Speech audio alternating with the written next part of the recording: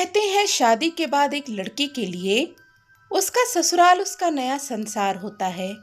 लेकिन क्या हो अगर उस संसार की हर दीवार के पीछे एक ऐसा खौफनाक राज छुपा हो जिसे सिर्फ रात के अंधेरे में ही महसूस किया जा सके।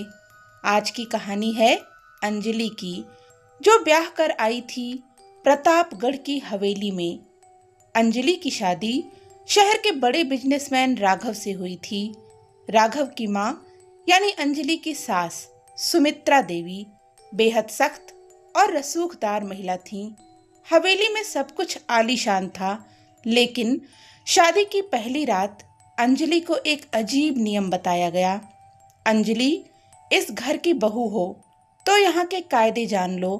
रात को 10 बजे के बाद इस हवेली के पिछले हिस्से में बना सफेद कमरा हमेशा लॉक रहता है।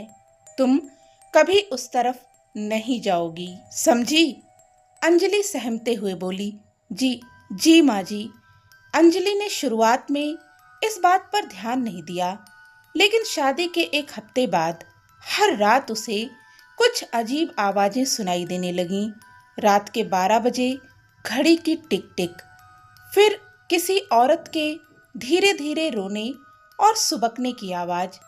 अंजलि घबराकर बिस्तर पर उठते हुए बोली, राघव राघव उठो, सुनो, ये रोने की आवाज कहाँ से आ रही है? ऐसा लगता है कोई बहुत तकलीफ में है। राघव नींद में चिढ़ते हुए बोला, अंजलि, तुम्हारा वहम है। पहाड़ियों की हवा चलती है तो हवेली के पुराने झरोकों से ऐसी ही आवाजें आती हैं। सो जाओ। राघव ने बात टाल दी, लेकिन अंजलि का शक तब गहरा गया जब अगले दिन उसने देखा कि हरी काका उस प्रतिबंधित सफेद कमरे की तरफ एक बड़ी सी थाली में खाना लेकर जा रहे थे। और सबसे अजीब बात, थाली में रखे चांदी के ग्लास में दूध के साथ कोई कड़वी दवा मिलाई जा रही थी। अंजलि ने पूछा, काका, यह खाना किसके लिए है? अंदर कौन है? हरी काका घबराकर थरथराते हुए बोले, बहू जी, वो कोई नहीं।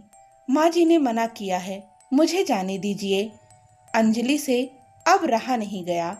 उसे लगा कि उसके ससुराल वाले बेहद क्रूर हैं। शायद उन्होंने हवेली के पिछले हिस्से में राघव की पत्नी या किसी बेगुनाह को कैद करके रखा है, जिसे पागल करने की दवा दी जा रही है। उसने सच का पता लगाने का फैसला किया। एक रात जब पूरा घर गहरी नींद में था, रात के ठीक 2 बजे अंजलि दबे पांव उठी। अंजलि के हाथ में सफेद कमरे की नकली चाबी थी, जो उसने हरी काका के दराज से चुराई थी। जैसे ही वह उस अंधेरे गलियारे में पहुंची, रोने की आवाज और तेज हो गई।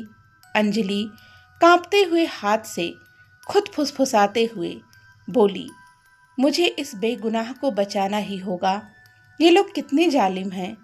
दरवाजा खुला। कमरे के अंदर पूरी तरह अंधेरा था। सिर्फ एक कोने में कोई घुटनों के बल बैठा हुआ था, जिसके सिर पर सफेद पल्लू था। अंजलि आगे बढ़कर कंधे पर हाथ रखते हुए बोली, आप कौन हैं? डरिए मत, मैं आपको यहाँ से आजाद कराने आई हूँ। उठिए मेरे साथ। जैसे ही उस साये ने अपना चेहरा घुमाया, अंजलि के पैरों तले जमीन खिसक गई। टॉर्च की रोशनी में जो चेहरा सामने था वो कोई और नहीं बल्कि खुद उसकी सास सुमित्रा देवी थीं।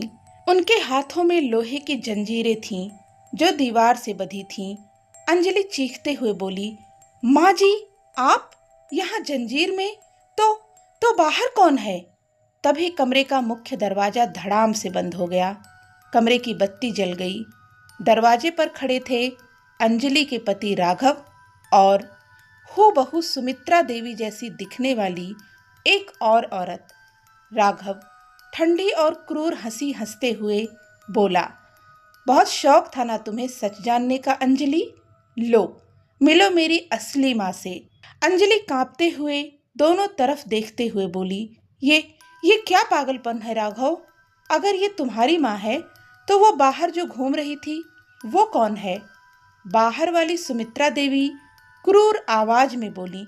वो मैं हूँ अंजलि, सुमित्रा की जुड़वा बहन मंदाकिनी। 25 साल पहले इस सुमित्रा ने जायदाद के लिए मुझे पागल खाने भिजवा दिया था, लेकिन 6 महीने पहले मैं वहां से भाग निकली। राघव आगे बढ़ते हुए बोला। और मैंने अपनी मौसी का साथ दिया अंजलि, क्योंकि मेरी इस सगी माँ ने मेरी अय्याशियों के कारण मुझे अपनी जायदाद से बेदखल कर दिया था। इसलिए हम दोनों ने मिलकर इसे यहाँ कैद कर दिया। दुनिया की नज़रों में मंदाकिनी ही सुमित्रा बनकर राज कर रही है। मंदाकिनी बोली।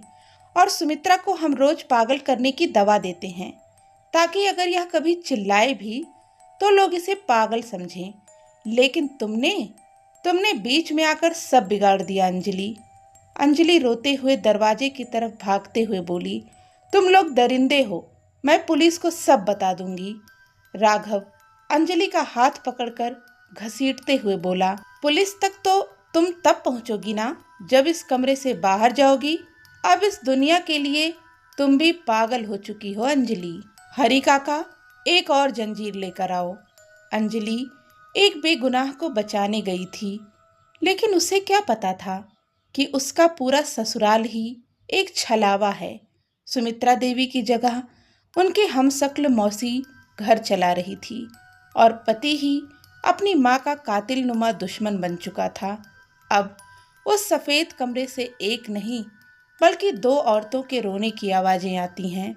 दोस्तों, यह कहानी आपको कैसी लगी हमें कमेंट करके बताएं। पसंद आई हो तो प्लीज़ इसे लाइक करें, शेयर करें और चैनल को भी सब्सक्राइब कर लें। धन्यवाद।